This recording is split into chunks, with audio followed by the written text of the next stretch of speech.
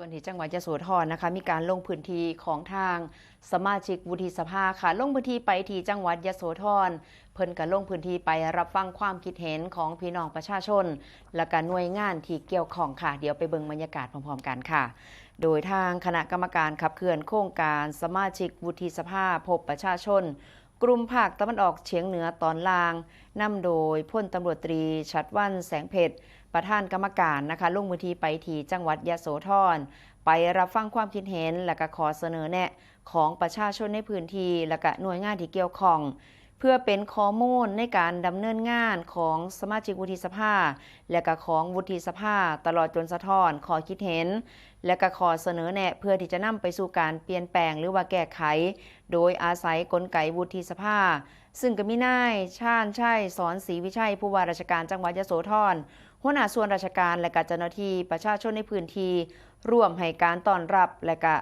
เข้าร่วมกิจกรรมในเทื่อนี้ค่ะโดยในช่วงเช้าครับได้มีการเยี่ยมชมและรับฟังข้อมูลการดำเนินงานเมืองสะอาดนวัตกรรมยโสโลคาร์บอนของเทศบาลเมืองยโสธร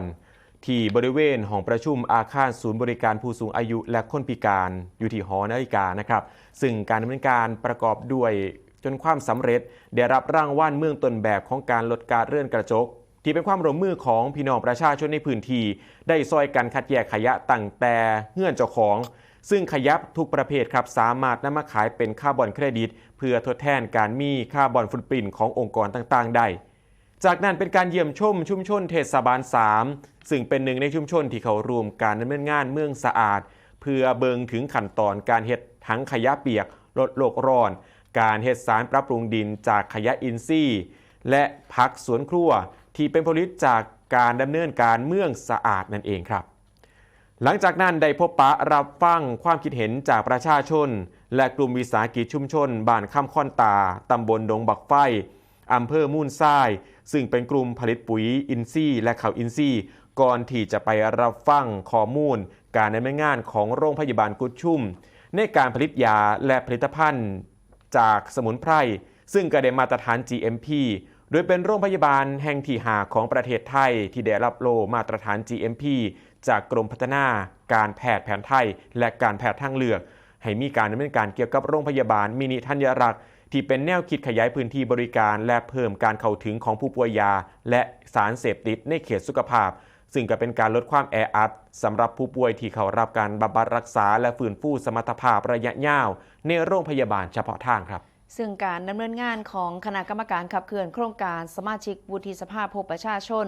กลุ่มภาคตะวันออกเฉียงเหนือตอนล่างก็มีพื้นที่รับผิดชอบอยู่8จังหวัดนั่นก็คือจังหวัดชัยภูมินครราชสีมาบุรีรัมย์สุรินทร์ยโสธรศรีสะเกษอำนาจเจริญและก็อุบลราชธานี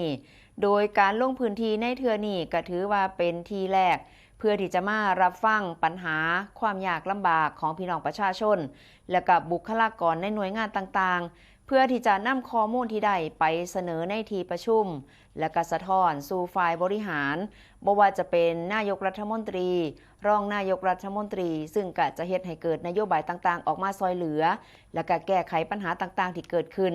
อย่างเช่นมื้อนี้ที่ลงพื้นที่ที่ยโสธรก็ได้เห็นถึงข้อเท็จจริงและก็นวัตกรรม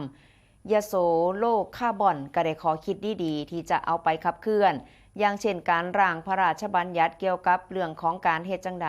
ให้อากาศสะอาดส่วนเรื่องของเกษตรอินทรีย์ก็ได้ลงพื้นที่ไปเบิ่งกระบวนการผลิตตั้งแต่ระบบเพาะกล้า